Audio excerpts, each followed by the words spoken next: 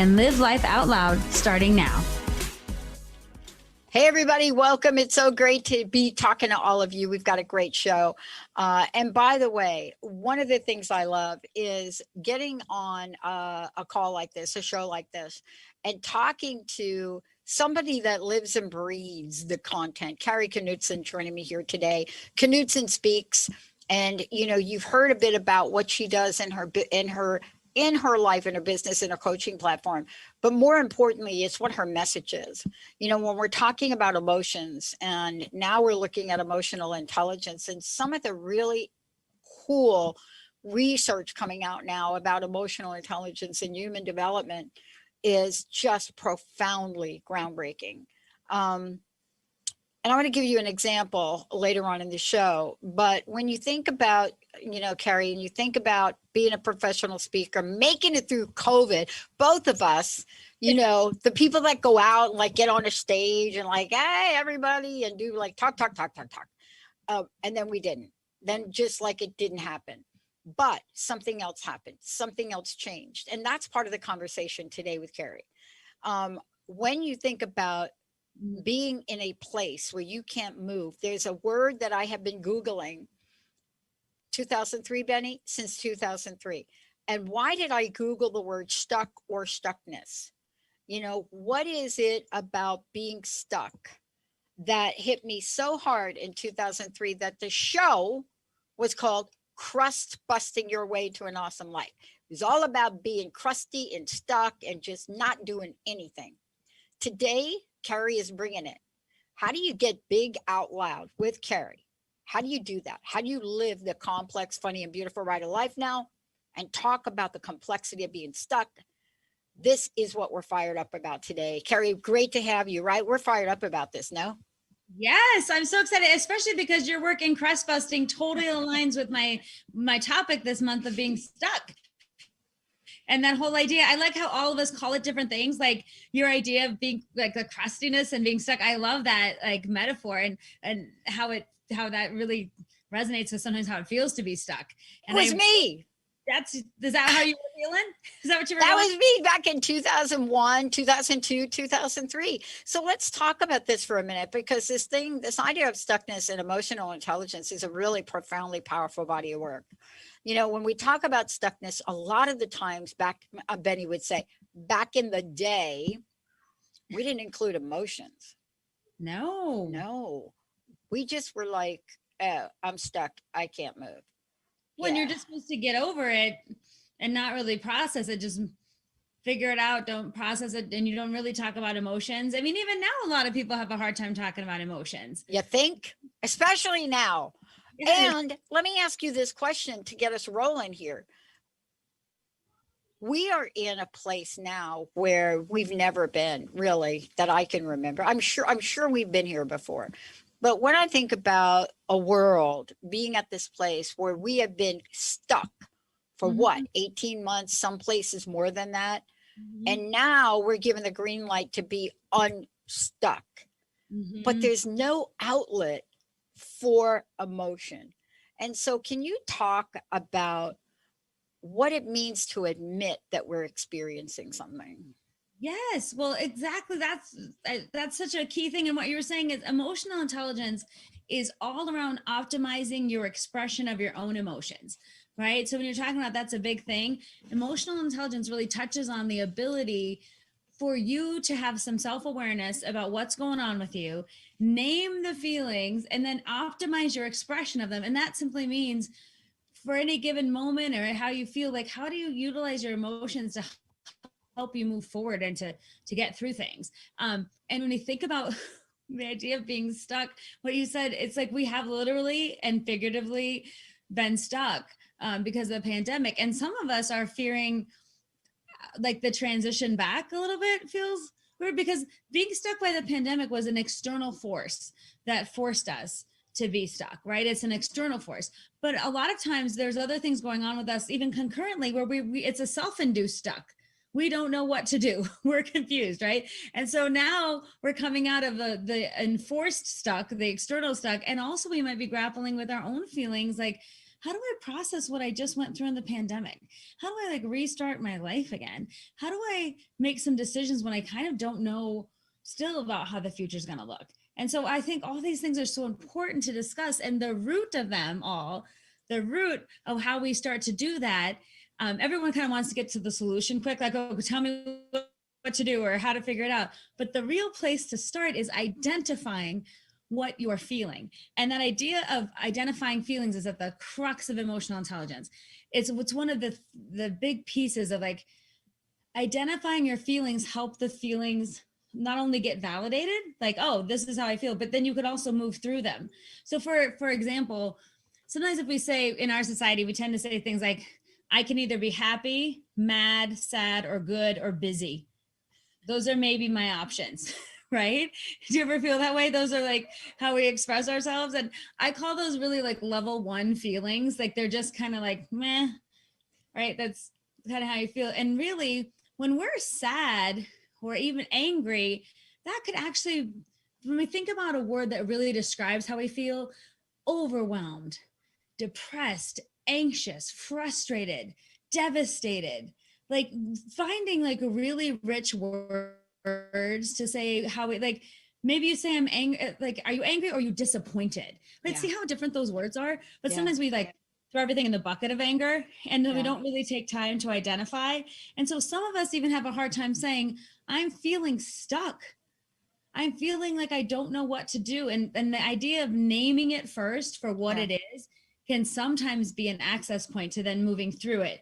Instead of if you stay at level 1, where you're kind of like, I don't know, I just kind of whatever, getting through it, or I don't have time to feel my feelings, or I don't even know growing up, I'm just supposed to get through it. Like a lot of us suck it up. You're supposed to suck it up. Yeah, suck it up, get through it. Just get through it. Don't ask any questions. Don't stop whining. Yes. Right? I remember we used to give out these little pins at the bell at the phone company. It would say no whining. I mean, that's a perfect example of a corporate culture where you have to, they used to say you have to leave your personal issues at the door, but you come into work and you may have issues too. So I love the way you're describing this. How are you feeling today, Kari?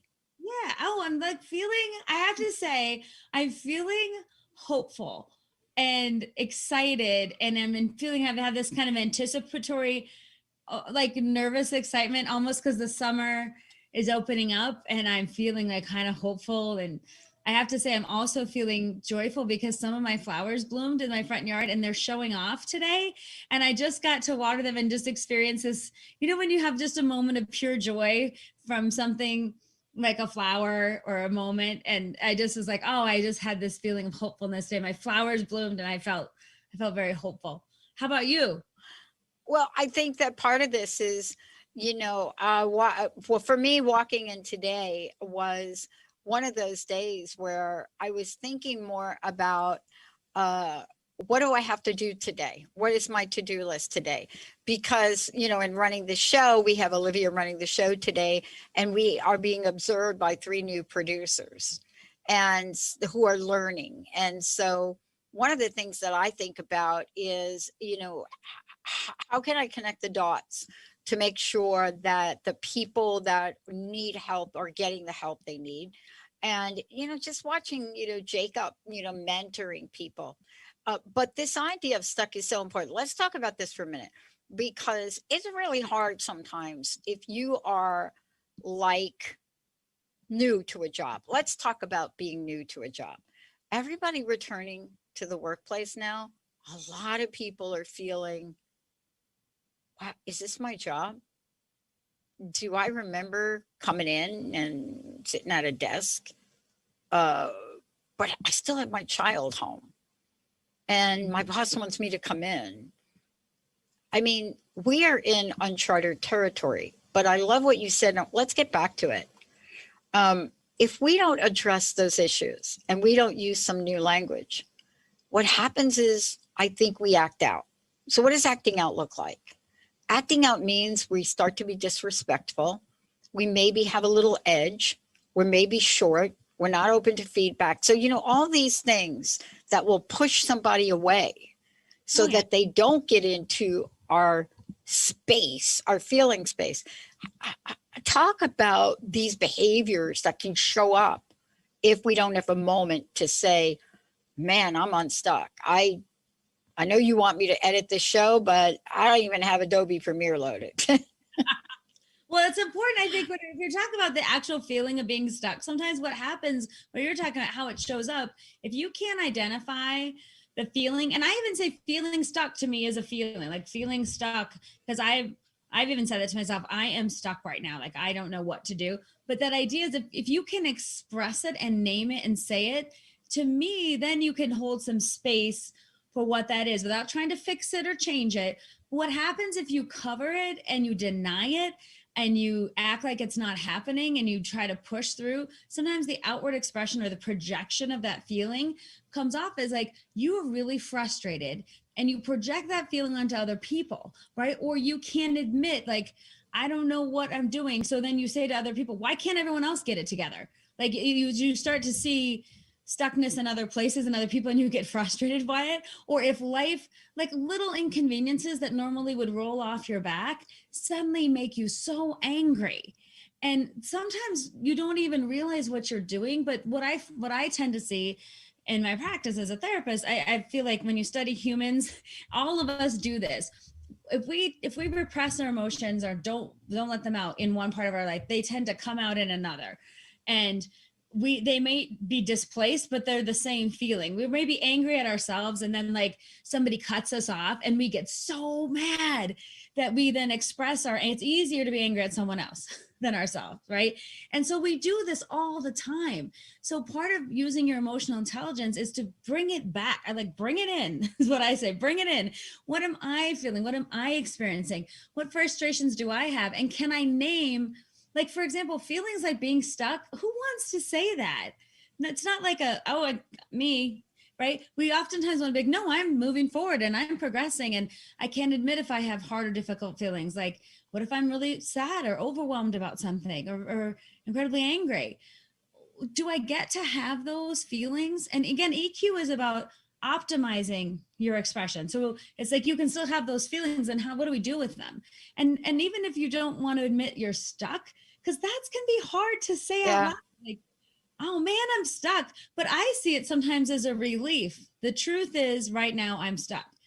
And so sometimes we do this thing with dualistic thinking where we're like, well, I'm stuck, so that's it. So, and like either or, I'm either progressing or I'm not. I'm either moving forward or I'm stuck. I'm either making progress or I've done nothing. And I think, again, if you can bring it in and be like, no, just in this moment, I'm stuck. Just right now, in this moment. And stuck can be a moment, or it can be days, weeks, months, and even years in some parts of our lives. I think if you all look back, there's things that plagued different people for a long time where they feel stuck in an area. But if you look at your life in the long game, I think a lot of us can see incredible progress, right? But we don't want to name the feeling for what it is. We certainly don't want to own what we perceive as a negative feeling. And then, oh man, if I can't get rid of this thing fast, I might just well deny it or repress it or something like that. Does that make sense, Dr. Pat? Yeah, it makes sense. It makes total sense. And, part of what the conversation is today is really looking at this in a way where each of us completely understand that we can get unstuck. We're going to take a short break. When we come back, we're going to take a look at what are we stuck in and what does stuck really mean? How does it feel? What are we really trying to say when we say I'm stuck? What's interesting when you look this up now, very different when I looked it up, 2003, very interesting what they say about stuck. But the past tense and past participle of stuck is stick. Why aren't we talking about that for a minute? Making something stick. When we come back, Kari's going to take us on a ride. We're going to take a look and dive deeply into not just identify what's going on, but identify our response to what's going on. When we are out there and we find that there's something inside of us that's just causing us to be our own version of the episode of Lucifer, something got to happen. Let's take a short break. Kari Knutson joining us here today. Questions 1-800-930-2819. What are you stuck about? Do you want to get unstuck? And how do you get big out loud? We'll be right back. All clear.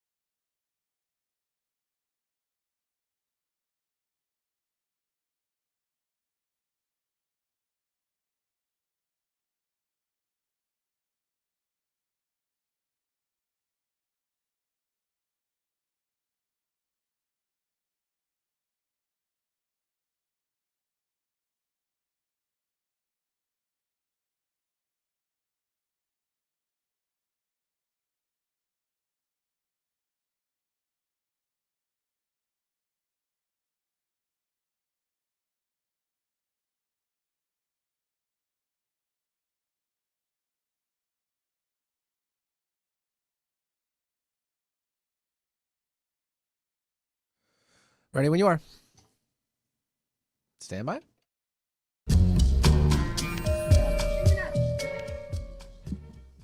Everybody get big out loud. That's it. We're talking about today. But you know what? How do you get big out loud if you don't understand the complexity of being stuck? Right? How do you get big out loud if you don't understand the complexity of being stuck? You know, I mean, if you're somebody like me, what does being stuck look like? What happens when you're playing ping pong and one of the balls gets stuck in your robot and then it doesn't come out? And then when it does come out, it comes out at 100 miles an hour and hits you in the side of the face. That is a very good metaphor for what the effect of stuck is. If you are stuck too long, you build up the energy of stuckness.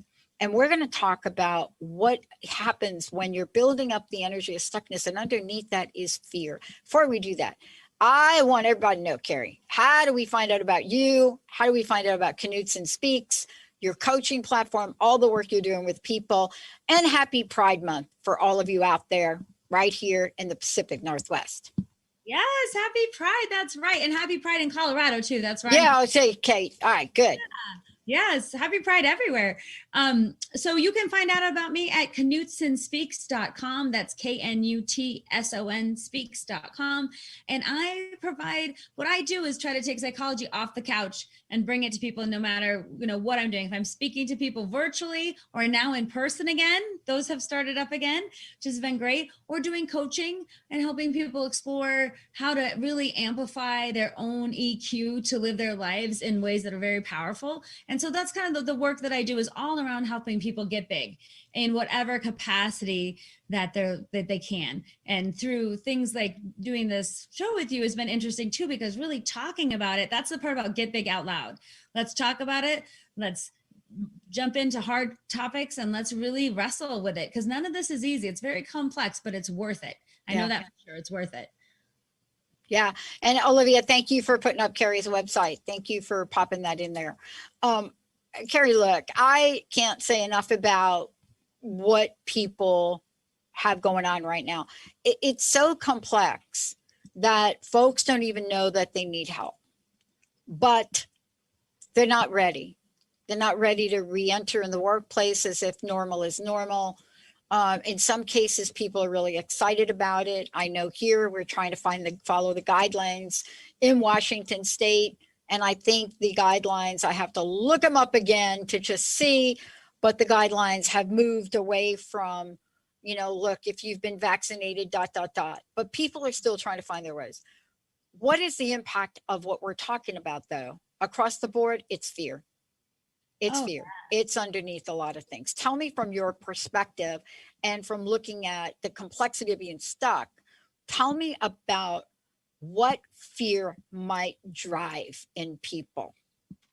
Sure. Well, fear, I think, is a huge underlying thing. And a huge underlying feeling that really perpetuates so much. And sometimes we're so scared, it's easier to stay stuck than to make movement, because we can't predict, what's going to happen. And humans love to try to predict what's going to happen. What will happen? Will this work or will that? Will it go this way or that? What if this? What if that? I call it playing what if, that a lot of people really try and to predict the future and say, what if this happens? And it creates a lot of angst, but also fear. And the reality is none of us can control that, right? So, but we're looking now at this, what I think of as the next or new normal is quickly approaching. And we're trying to figure out what our lives are going to look like. If you have a lot of fear or overwhelm, or even what I think of as trauma from what you've experienced in the last year and a half that goes unprocessed, and just try to move ahead, sometimes that's part of naming your feeling, is like, what have I just been through in the last year and a half? You can't be in a crisis and process the crisis at the same time, right? Because your brain can't do those two things. So when you're in the crisis, it's survival mode. And this last year and a half, a lot of us have just been in the day-to-day, what's going to happen today? What do I need to do? How's my job, my family, my life, my friendships, everything changed, right? So a lot of us have some trauma that's just on top of the global pandemic trauma, and on top of like the national conversation on racism that we're having, on top of like the government instability, like all the things on top of those big things, we have like things like, I'm sad I didn't get to see my cousin graduate, or go to my mom's birthday, or see my family, like, or my pet died, or whatever, like the things that we all go through, right? So we have a lot to process before we can move forward. But sometimes that feeling of being stuck, it's easier to just repress those feelings or say, I don't want to get into that, than it is to like, let's open this up and see what we've been through, say our truth. And that's part of like identifying feelings, and part of saying like, man, this was tough. Or the reason I'm feeling stuck moving forward is because I don't even know what my choices are right now, right? Or I'm not quite sure, or I'm not the same person I was before the pandemic. Right. And so maybe me being stuck is because my choices need to be different because I'm different. Yeah. Right. So all of that is a lot. You can't just jump, forward. And I also think fear, to your point, is like, it's easier to blanket. We are scared of so many things. Right. And the idea of fear, it's easy to say I'm scared. Right. And then say, okay, then it means I don't have to do anything about it. Fear is just a really good indicator of like, something might be changing, or I might be out of my comfort zone, or I might have a big learning curve. There's a difference between fear and danger. There's a difference between fear and danger. Thank you. And that's what I think we really have to recognize. Sometimes when we're feeling the fear, it's a really good indicator of growth, change, opportunity. And that it is a signal that lets you know if you're in tune with your emotions, like, oh, I'm feeling fear. let's sit with that for a hot second, right? What might that be telling me, instead of saying that's an excuse just to give up or stay stuck because I'm scared? So this is all kind of, again, the complexity of our emotions and the ability to not judge them as good or bad. Fear is actually really helpful sometimes if we look at it in a way that says, Yeah. how can I analyze myself in this moment and not use it as an excuse? Yeah. To stay stuck.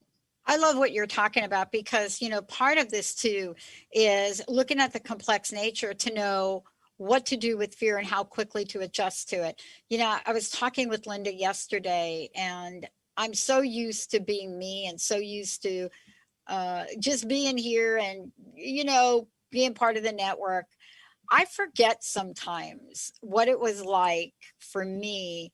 What I forget sometimes what it was like for me in my corporate environment when I wasn't the owner, when I wasn't the boss, when I would go in and have to learn something, or when I was given a graphics assignment, like manager of corporate graphics, a failing organization, and what it was like for me in that position. And I forget sometimes what it's like to be new in a situation. And so, I know who I am and my personality and what I'm about. But when other people are with you, they don't, right? Like when people first meet me, they see me in a certain way, and I forget that relationship. And so sometimes you have to reflect back and say, when I was in your shoes, would I really ask a question right now? Would I be so afraid because Pat, and you're in the room? So Pat, get out of the room so the new people can ask Jacob the question, right? Mm. So there's a dynamic of fear and stuckness that has to do with other people, places, and things. When we come back, that's what I want to dig deep under.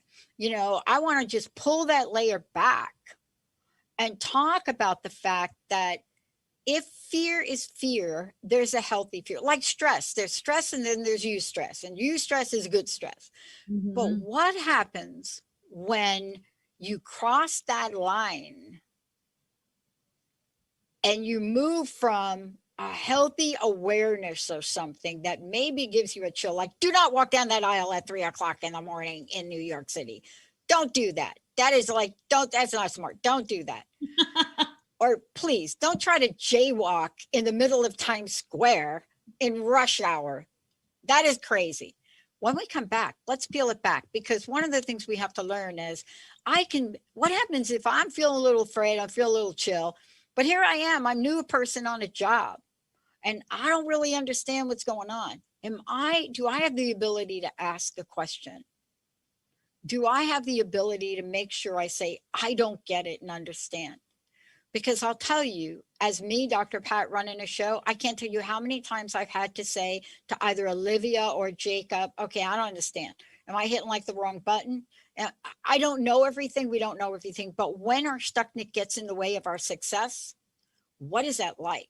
When my stuckness gets in the way of thinking smartly that the robot is stuck, do not keep trying to have the ball pop out of the ping pong robot, because once it gets unstuck, it will hit you so hard, it will give you a black eye.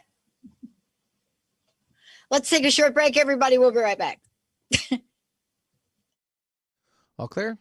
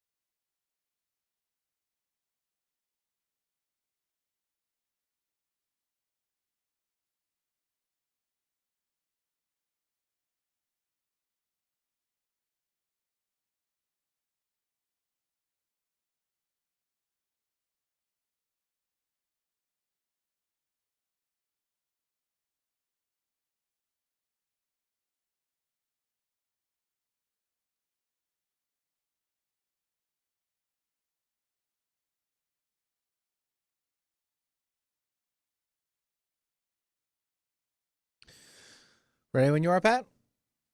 Thanks. Stand by.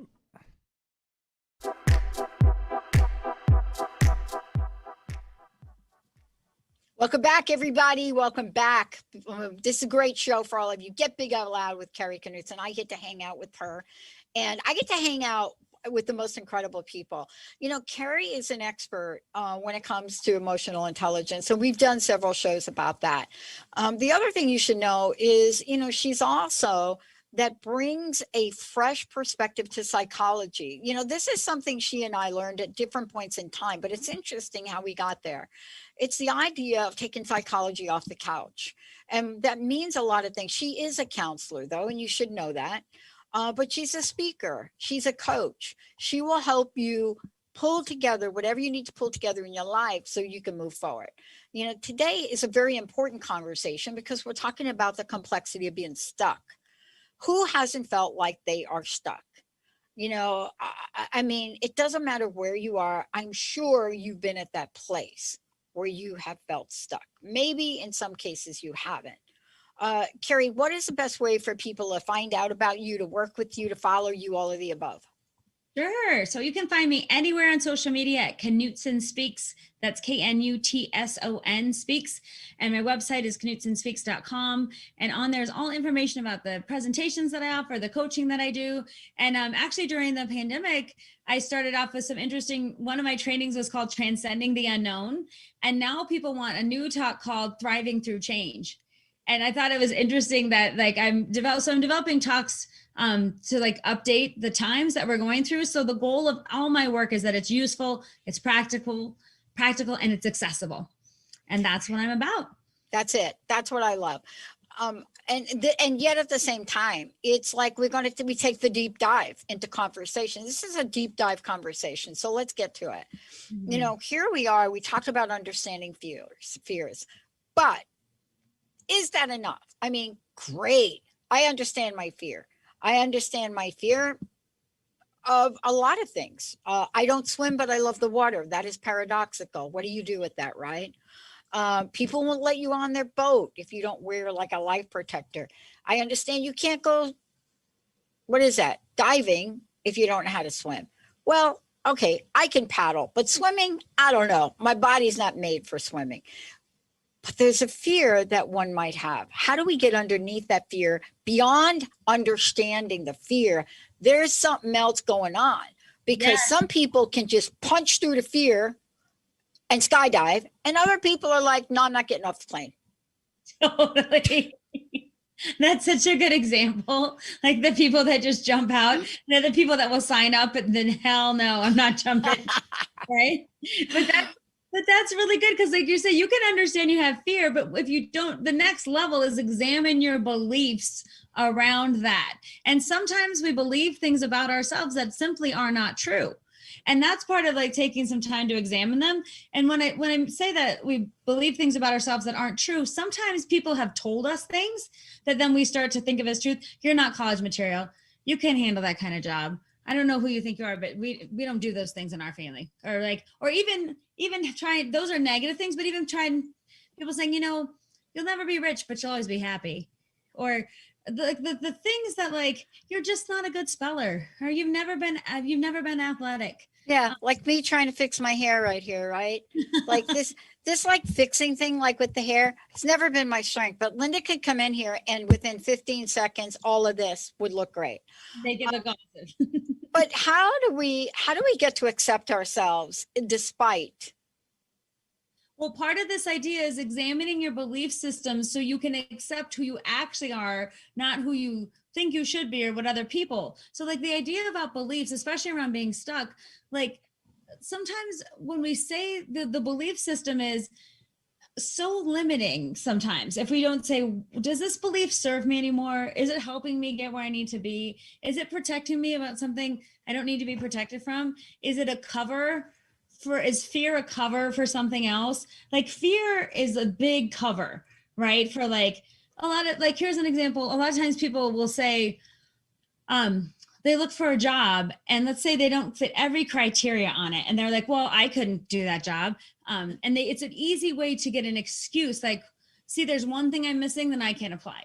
Like, so then we believe, we made up a story that somehow we have to have every little thing on that box to apply. And a lot of times I find like if you have most of the skills and you apply and say you're willing to learn, people would take a motivated, thoughtful candidate over someone that checked on every single box. But we limit ourselves, like, well, it said you have to have all this and I don't have it, so I'm not going to even apply, or I'm not going to even try.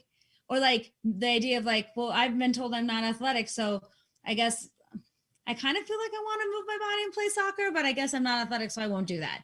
Right? They're like, does that serve you? Does that help you?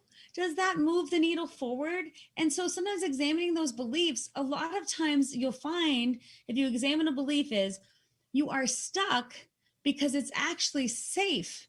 You're safe, even though you don't feel good and comfortable, at least you know what to expect. Right? So that's the keeping of sex. So at least even if I'm miserable, I know exactly what to expect. I know exactly what to think and exactly what I'll do. And I can be miserable, but safe. And so part of examining our belief system is saying like, is it the fear of change? Maybe? Is it the fear of stepping out of my comfort zone? Is it also the fear of the timing? Like, look at everyone else succeeding and maybe I'm slower than other people, right? Maybe I need a little more time to figure it out. It doesn't mean I'm not capable or that's not possible, especially comparison can really be the thief of joy and a lot of other things. But the idea of comparing yourself to others, that keeps us stuck. So the belief system, sometimes we have to even say, I like to do it in a series around being stuck. Identify the feeling. Okay, I'm stuck right now, right? And then understand how fear is playing into that and examine my beliefs at the current moment, either about who I am, what other people said I could do. This is just a quick example too of this, what other people said I could do. When I majored in psychology, so many people said, what are you going to do with that degree? And then someone said, are you going to ask people if they want fries with their drink? Like, you know, and then as I progressed, I was like, well, I love this, right? And then I started, so like, well, currently I work in a school as a therapist in a school. And then some people reduce my job to this. Must be nice to play with kids all day. I know. Or I bet you enjoy your summers off. Like see how people do that? Then that's like starting to minimize what I find exciting and passionate and awesome and interesting. See how people do that though? Like, what are you going to do with that degree? And if I thought, well, what am I going to do? I guess I shouldn't do this because you think I shouldn't. And I guess I don't know. And sometimes when people say, what do you do with a psychology degree? I'm like, what don't you do? Yeah. Look at my life. It's been amazing because of this degree. It's taken me so many places and it will continue to do so. Oh my gosh. With my passion. Same with, has anyone ever said ping pong? Ping pong? You play ping pong? You find passion? Have you ever been demeaned for that hobby or sport or felt like minimized by it? Well, yeah. What happens with ping pong is, you know, exactly what I said. It's like any sport. We have a couple of people that are really profoundly talented in what they do. You know, our production team, Jacob, you know, Edvin, Malia, Jamie, all of them, Jessica, Linda, everybody's profoundly talented, Olivia, in something specific they do. And to be talented, you have to work at it. Now, seriously, when I talk about ping pong, yeah, they roll their eyes until they see us play in a competition.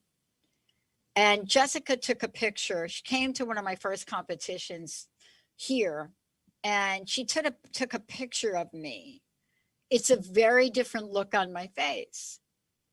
Mm-hmm. Right? Mm-hmm. Look, we're different under different situations. But let's talk about what the underlying belief or notion is that either lets us glide through a situation and hold our peace, or get through a situation and end up showing up as edgy, short, curt, disrespectful, or the third, not showing up at all because of a belief we have. And all of those affect us. All of those affect us. They stop us from applying for jobs. They stop us from applying for school. Sometimes they stop us from going to the grocery store because we don't believe we have enough money to buy milk for a child. How can we help people understand the belief and understand how to change the belief? Well, that's a $1 million question, right? Like, and that's why it's worth to be in the complexity of it, because in order to change your belief system, you have to first know that you have one, right? And see, so like you have to say, what is my belief system about being, like, for example, I'll take an example that I see a lot in women, and myself included. Like, am I beautiful and successful and pretty and smart, and like, how do I show that in the world, right? So like a belief system around that is I have to be able to do it all. So I'm supposed to like work out, keep my house clean, have a job, take care of my kids, be in a relationship, and make it all work. And my level of success might depend on my weight on this. Like if I look and see my weight's a certain thing, then I'm a success. Or if my bank account shows a certain number, then I'm a success. If my kids are doing well, then I'm a success. So like whatever marker you want to think about your belief system, and that could be around success or even around beauty, right? Like, but you have to acknowledge first, what's my belief system around the thing that I'm struggling with, and acknowledge that first. And then I feel like the way to work through that is the belief system serving me or not, right? And what role is fear playing?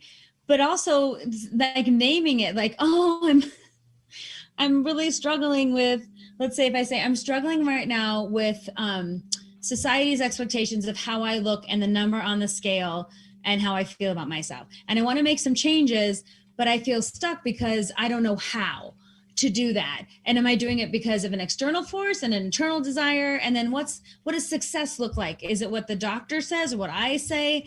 If people notice, like, do you see how this all gets into play? And we need to wrestle with that a bit to say, like, what am in this place in my life right now with who I am in this moment?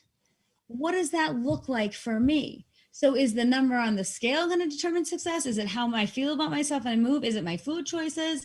What is it that brings it back to me? And this is the thing I think moves the dial forward on anybody being stuck.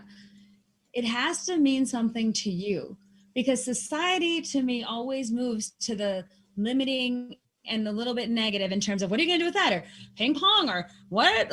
Oh my God. You should have heard people talk to me about my psychology degree. Okay, if we really want to go off on psychology degrees and what people think of them, let's talk about that. But the point is this: what do we do with that feedback? And this is what I want to talk to you about, because for a long time, that stuck in, that just like stuck to me. But I had a game plan for my degree. Of course, I'm not living that game plan, because that really was not the game plan I was meant to have with this, right? This is the game plan. But how do we help people stand in our power to stay true for who we are? Because in the end, we may not be able, at the dimension we're living in, explain why we have a knowing about who we are, what we want to be, and how we want to be that person. Yes. And have you been able to help people stand in their power about that?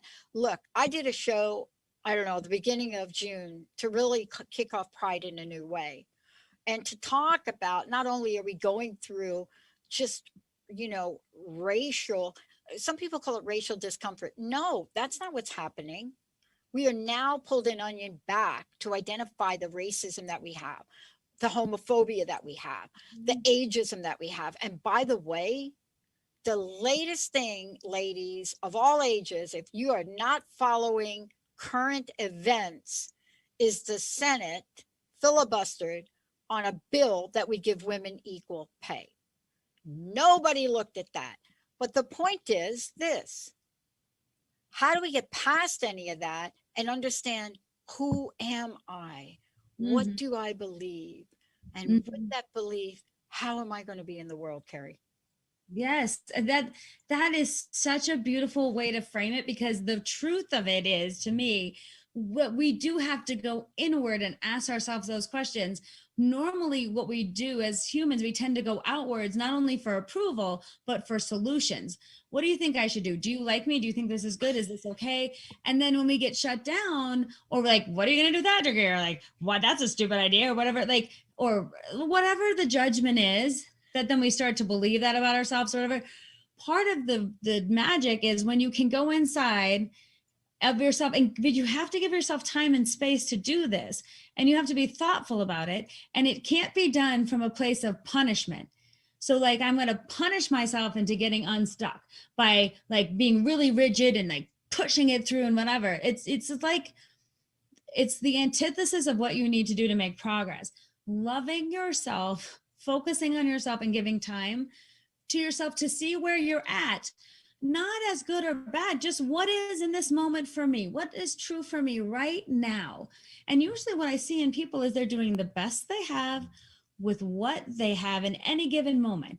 They're doing the best they possibly can, but they don't even give themselves credit for that. And so it's hard to move forward from a place of less than, or constriction, or meanness towards yourself, or judgment.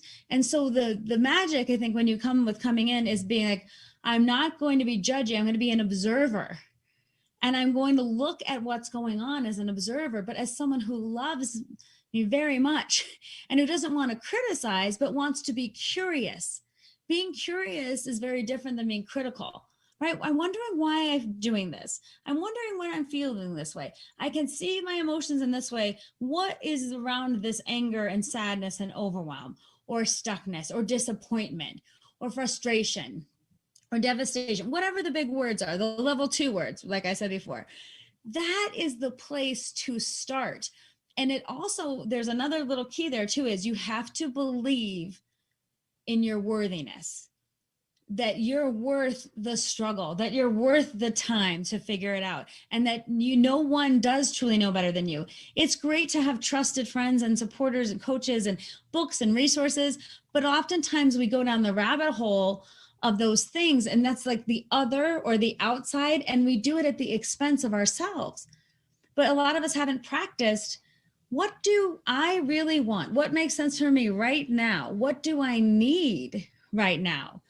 Right. And so that's why it's complex. But I do think the key is going inside yourself first, not with criticism, but with compassion and love, and especially curiosity. Yeah. Right. You know, when I was in my corporate skin, and, you know, I get in my corporate skin from now and again. And I think that, you know, when you have new people in your environment and they don't know you yet, if you ever heard me give somebody instructions, you would think that I am an ex-military. But what it is I've learned over time that when people are hungry to learn, they want you to cut to the chase. Tell me what I need to do. Linda and I were talking about this over the weekend, and Jessica was talking about being trained by Heather, ex-military. And what we decided is we have to apply that same level of training for our new people. We have to be able to say, we gave you a notebook, we gave you a binder, write in it. If somebody shouts out a name of a client, write it down. If you don't know how to spell it, you should ask. Because in our environment, you know this, Kari, probably you're not going to get another opportunity where somebody is going to say it again. If you had asked Jacob or Olivia or me, or if you even asked Olivia what she just showed on the screen 2 minutes ago, she'd probably say, I'm not exactly sure. We're in a fast-paced world. Talk to me about how we can be responsive in a fast-paced world, even if we let our fear or get in the way of us. And certainly intimidation is a showstopper. If you're intimidated by somebody, wow. I've been there. Yes, intimidation is a showstopper. Fear is, comparison is. See how many things are out there, though? Comparison sucks, to be honest with you. Yeah. Being aware of the things that are out there that can get you. And also the things that, like, well, because sometimes you are like, oh, you have to say out loud, oh, wow, I'm really comparing myself and that's making me anxious. Or like, I feel like everyone else is moving ahead and I'm not, or I feel like stuck in this place and I just don't know how to get out. Part of it is recognizing that and also We are in a very fast-paced world, and at the same time I still think there is room. Yep. What I think, like, bring it in. If you know that you're going to have to ask questions and get out of your comfort zone and jump, like, especially you're talking about your new employees and their jobs, part of moving forward is even telling yourself before you get in an environment, here's how I want to show up. I want to be that person to ask questions. I'm going to be that person to make sure I understand things. I'm going to be that person in this environment. I need to show up a certain way. So how do I need to steady myself in my holistic part of my life, so in this environment I can show up? And here's a quick example of something I do.